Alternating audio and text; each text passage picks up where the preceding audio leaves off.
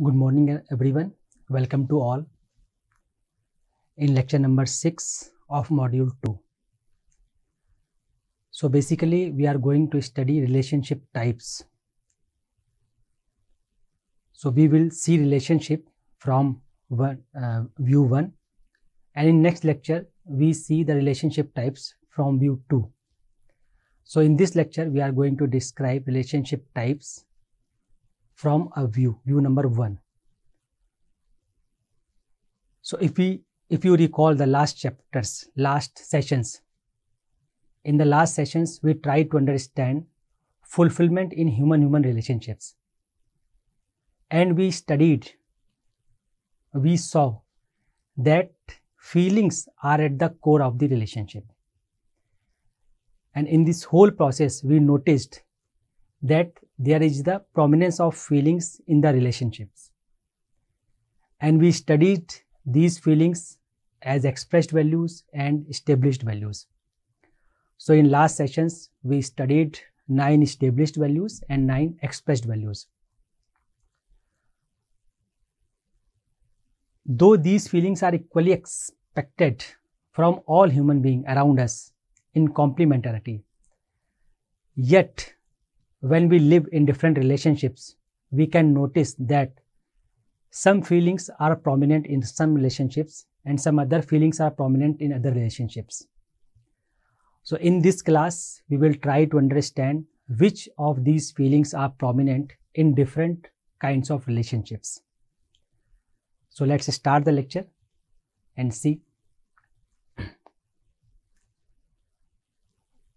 So as I told you that in last lectures, we studied 9 established values and 9 expressed values. We studied total 18 values. Okay. So in this context, we can see 3 different kinds of relationships. So basically, many people are living around us, and we can see three kind of age groups around us. One is we can see relationship with those who are elder to us. Another, we can see relationship with those who are around the same age. Another relationship can be seen with those who are younger than us. So you can see 3 kind of age groups around you. So those who are elder than you, like father, mother, paternal grandparents, maternal grandparents, etc. And in the same age group, you can see relationships like brother, sister, husband, wife, co-workers, etc. And with those who are younger than us, we can see relationship like son, daughter, siblings, children, grandchildren, etc. So these kind of age groups you can see around you. If we briefly discuss about the feelings, what feelings are prominent in these 3 categories, so we can see that relationships, those who are elder than us, so we can see with older people, because they have more understanding and more responsible than us, they are fulfilling their responsibility towards me, and we get lot of assistance from them. So we can say in these relationships, the feeling of reverence, glory and gratitude are prominent. It also becomes clear that if we develop the right understanding, and on the basis of this we live in a right manner with definite conduct, then those who are younger than us can be seen to develop feelings of gratitude, glory and reverence for us.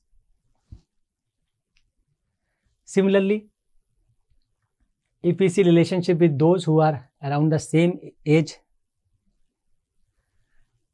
in these relationships we can see or we can observe the prominent feeling would be trust, respect and affection.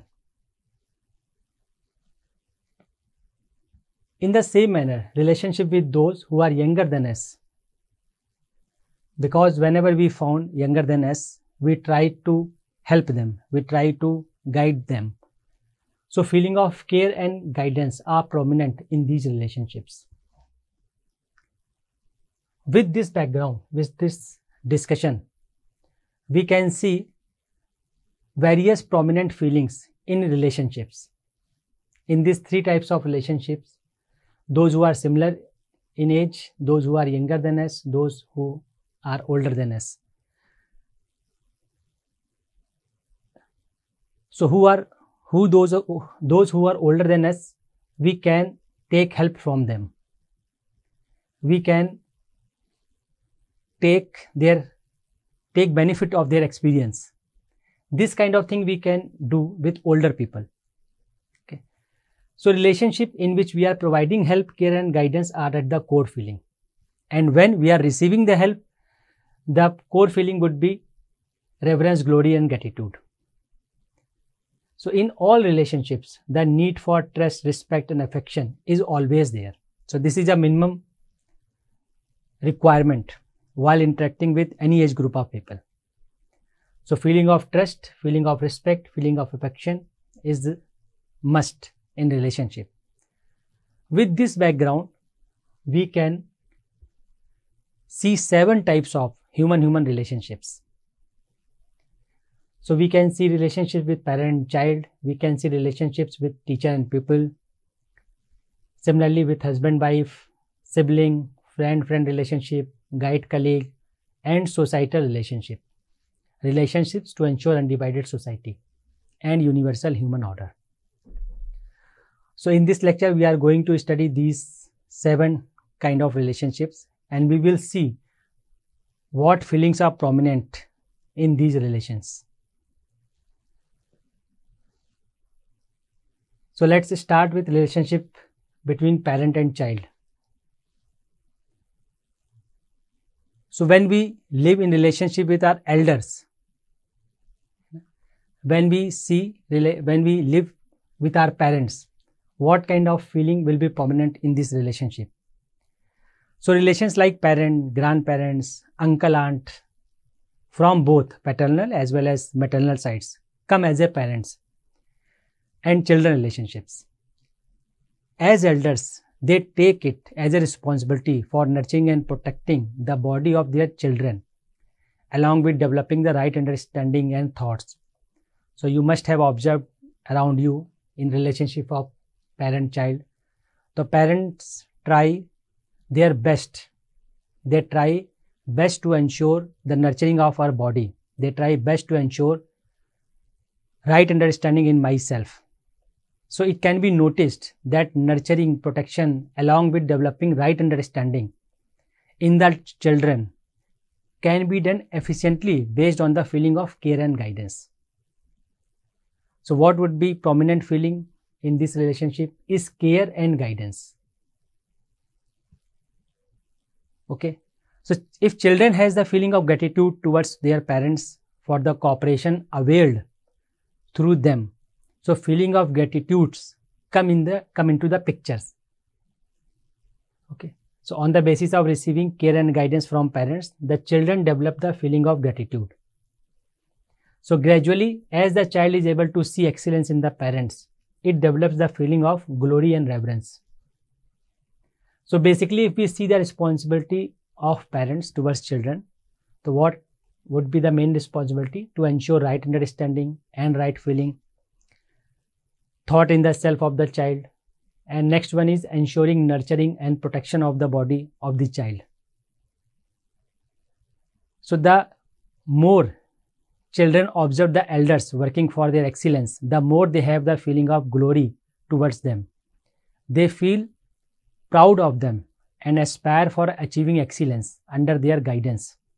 So based on this, the feeling of reverence emerges in child. So thus we can say the feeling of gratitude, feeling of glory and feeling of reverence commonly exists in relation of son and daughter, son and parents. Living with these values, children can carry on the duties expected by their parents. So in this relationship, what would be the prominent feelings? Prominent feelings would be care, guidance, reverence, gratitude, glory, these feelings would be prominent in parent and child relationship. So you can take pause for 2 minutes and ask yourself, investigate in yourself, whether are you able to see feeling of reverence for your parents, feeling of gratitude for your parents, and also you are able to observe that feeling of care, feeling of guidance is prominent in your parents for you.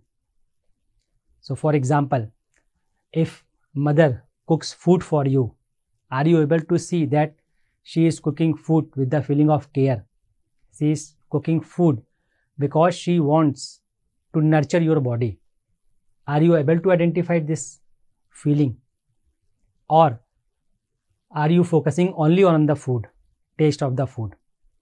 So this you can investigate in yourself. So whenever you see any movement in the family, whenever you see any action in the family, they are governing, these actions are being governed by some feelings. Are you able to observe those feelings behind the actions of your parents? If you do, if you observe these feelings, then there will be harmony in your family. So it's an exercise for you. Observe your family actions, observe your parents, and see, are you able to find out the feelings behind their words? Are you able to find out right feelings behind their actions? So this you can do at your home. Let's move towards next relation, that is teacher and student relation. So in this relation, what would be the goal of the teacher? The goal of the teacher would be to develop right understanding in the student. And facilitating the student is the teacher's role. So primary role is of a teacher is to facilitate the understanding of the student. So to fulfill this role, the feeling of guidance is essential. So with the feeling of guidance, a teacher can facilitate his or her student. With this feeling, the teacher is able to fulfill this role effectively. So what would be prominent feeling in this relationship? So one feeling is guidance, which is prominent in this relationship. So the teacher is able to consistently make effort to develop the understanding in the next generation. Similarly, what would happen at the side of a student? The student has a feeling of gratitude for the guidance being received from the teacher. So once a student observes that the teacher is making effort for their understanding, the students feel feeling of gratitude because he is able to see guidance being received from the teacher. So the student also has the feeling of glory and reverence for the excellence the teacher possesses. So in this relationship, feeling of guidance, feeling of reverence, feeling of glory would be prominent. So again, you can take pause for 2 minutes and ask yourself whether you are able to find out these feelings when you study with your teachers. Are you able to see feeling of guidance in the teacher? And also you are able to see the feeling of glory and reverence in you while taking education from your teacher. So if you are able to see these feelings, the teaching process will be smooth. Okay, so you can take pause, observe yourself, investigate in yourself that are you able to find out these feelings in teaching process. Let's move towards another feeling. So this is relationship among siblings. So this is a relationship between people of similar age, that is same generation. In this relationship, we are primarily making an effort for mutual development. So with the relation of brother, sisters, what would we do? We primarily make effort for mutual development. We try to improve competence, we try to develop consciousness of our sibling. So while doing so, we work together, helping each other. And for this relationship, there is a need of feeling of trust. There is a need of feeling of trust. There is a need of feeling of respect. There is a need of feeling of affection. So the feeling of respect is necessary as we have many things to do together in the family. We live with the responsibility to focus on mutual development. So if I have more understanding, I am committed to help other. If the other member has more understanding, I am willing to take help from him. With this way, we can live harmoniously. So again, you can observe yourself whether you ensure feeling of respect. You are able to evaluate rightly.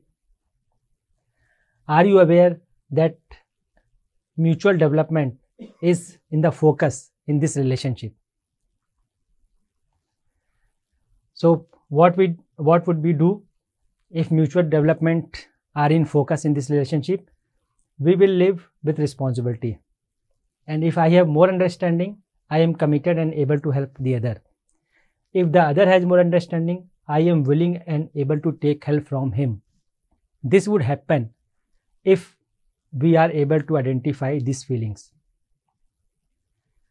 So many times you will observe you do this kind of things because these feelings are prominent in you. So in this relationship, feeling of trust, feeling of respect, feeling of affection are prominent. That's why you try to improve competence of your siblings. That's why you feel committed to help your sibling, because the feeling of trust, feeling of respect, feeling of affection are prominent in this feeling. Again, you can take pause and ask yourself, investigate in yourself, are you able to identify these feelings?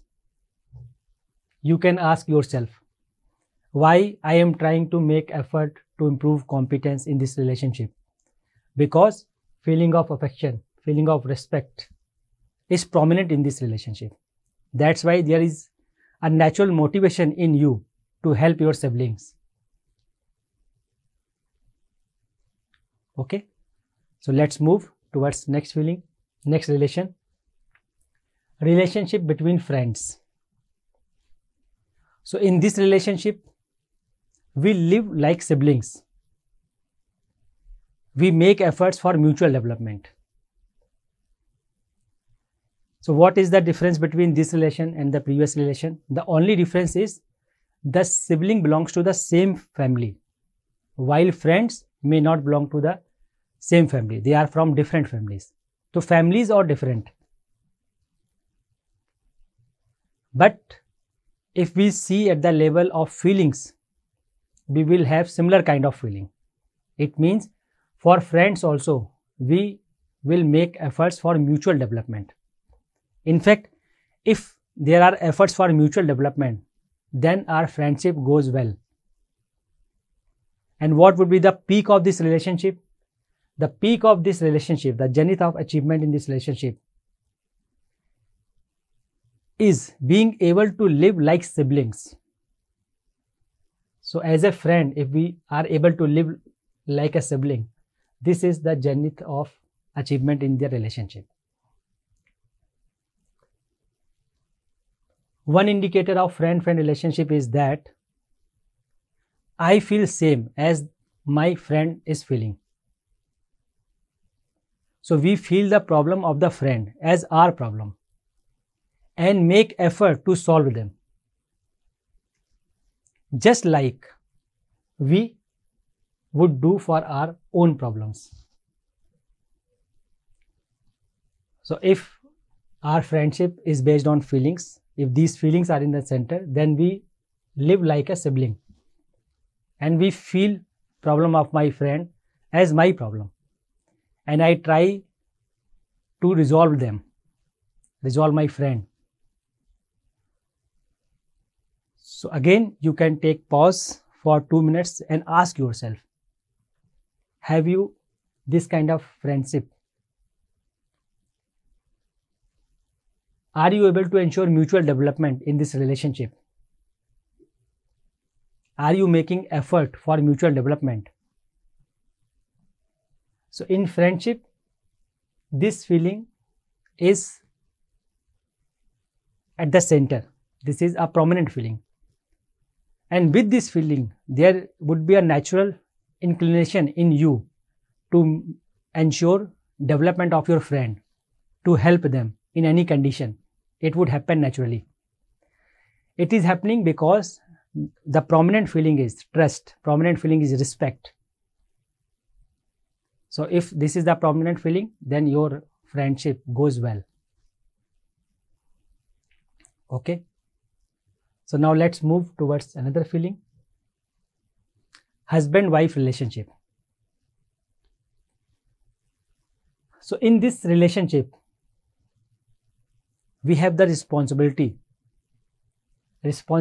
to make effort for mutual development. And along with this effort of mutual development, we are preparing ourselves to participate meaningfully in the societal order. So as a husband-wife, we are working for mutual development, and we are also ensuring meaningful participation in the societal order. We are participating harmoniously in the larger order. We are able to see our participation to ensure harmony in the society. So if both have right understanding before marriage, then the main role of the husband and wife is participating in the societal order. So if both are awakened, both have right understanding, both have explored themselves before marriage, then after marriage, their main role would be to participate in larger order, societal order. So husband and wife can make effort for definite family goal.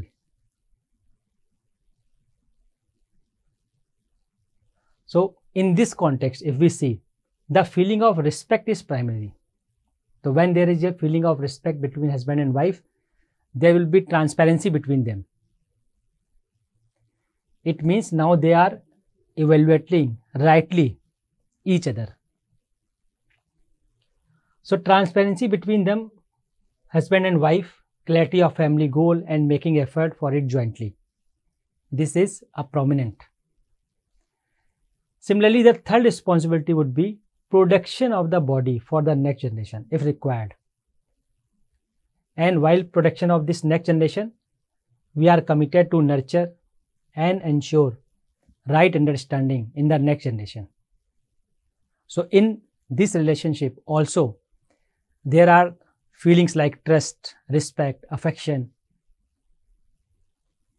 We have enough scope to live in harmony at all levels through the relationship of husband and wife. So basically, this relationship is a learning point where we can learn different feelings. We can observe ourselves. Are we able to ensure feeling of trust, feeling of respect, feeling of affection with each other? Are we aware of our participation in the larger order? So if we do, if we are governed, if this relation is governed with these feelings, then definitely family live with a definite goal and family also participates in the larger order. Okay, so let's move towards next feeling. Guide-colleague relationships. So if we are talking about guide-colleague relationship, so definitely the feeling of trust, respect and affection in the guide for his or her colleague is essential. Because guide is going to guide his colleague, and it can only happen with the feeling of trust, respect and affection. Okay, and for the colleague, having the feeling of glory and reverence for the guide is essential. So at the same time, feelings of reverence and glory are very essential for the colleague. So guide has a sense of complete responsibility and have a good program to execute it, makes plan and chalks out the steps for implementation. And what would happen at the level of colleague? The colleague recognizes the responsibility for a part of the program and helps to fulfill it. There are various roles to be fulfilled, which the colleague recognizes and fulfills with commitment. So there are various roles to be fulfilled, and it can happen with the feeling of reverence, feeling of guidance, feeling of care, feeling of trust.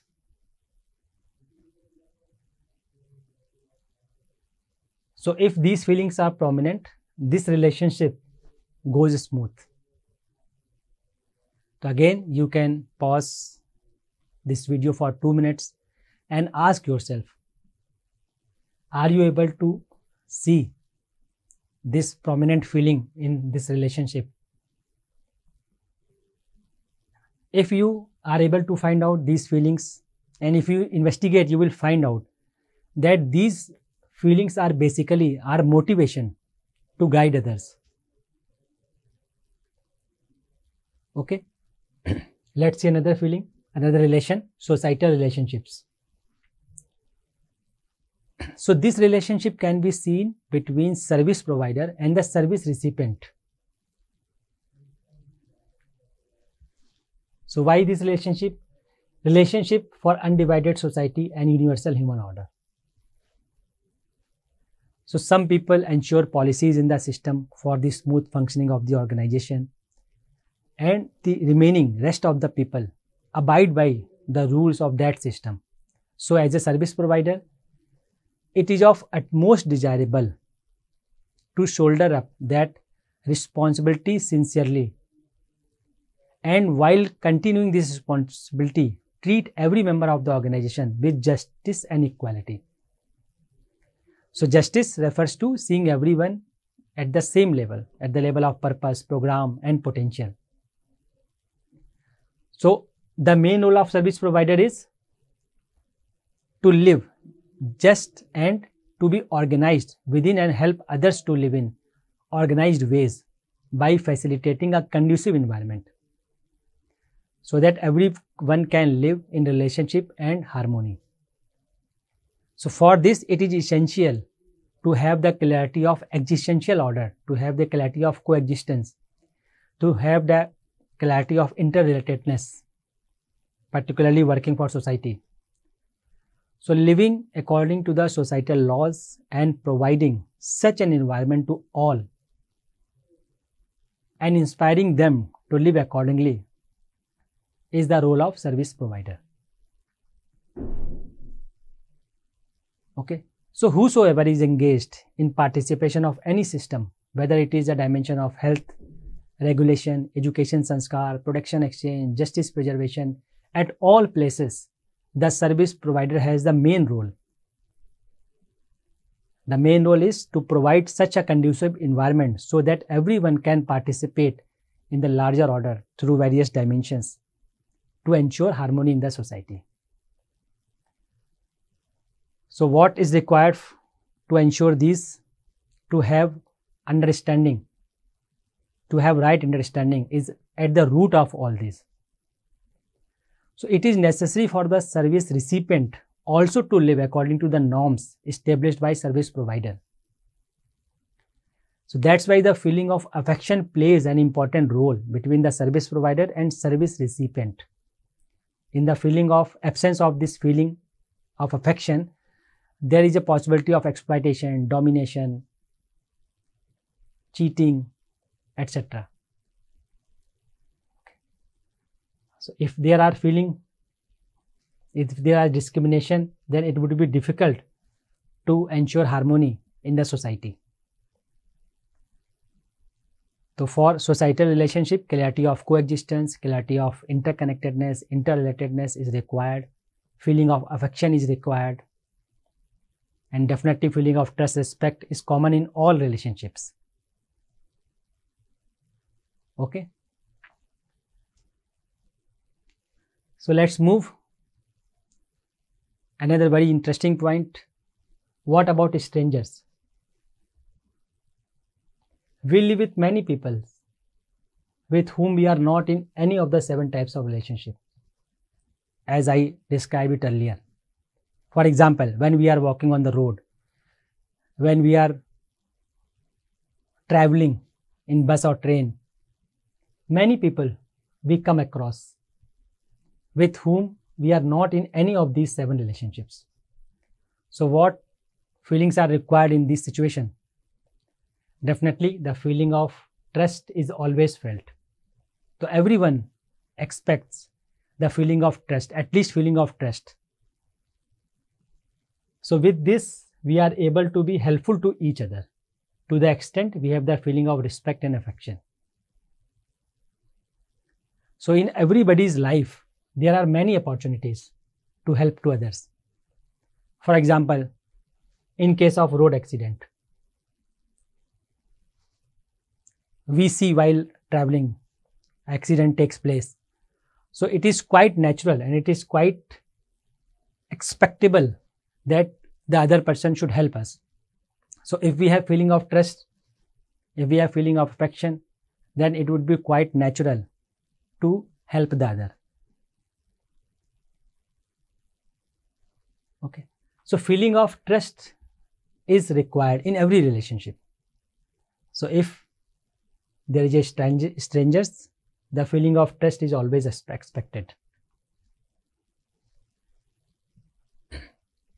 So the feeling of trust is unconditional and uncontinuous. Trust on intention is essential for own fulfillment.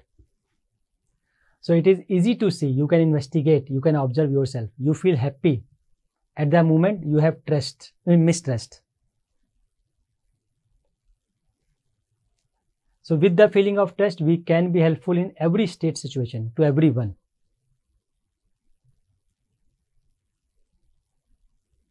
And with the feeling of respect and affection, our participation is even more fulfilling, mutually fulfilling.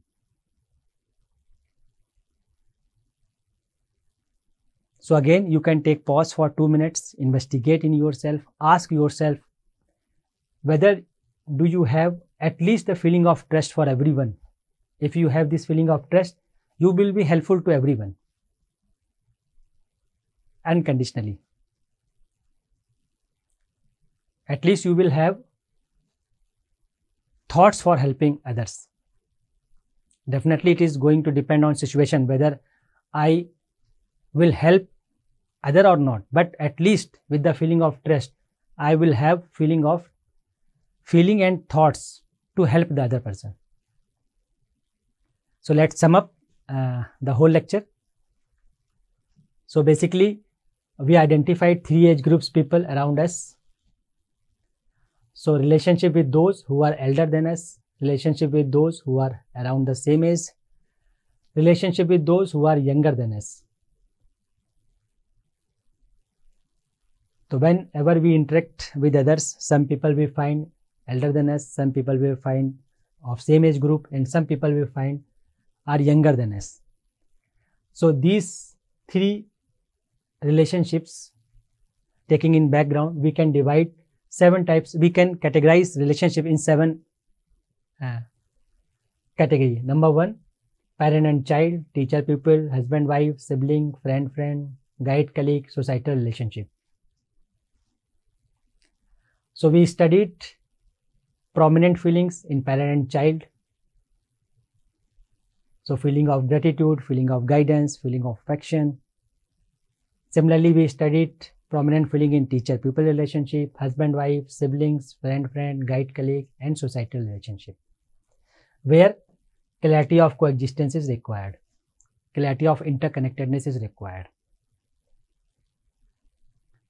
So that's all from my side, students. So let's meet in the next lecture, and in next lecture we are going to study view 2.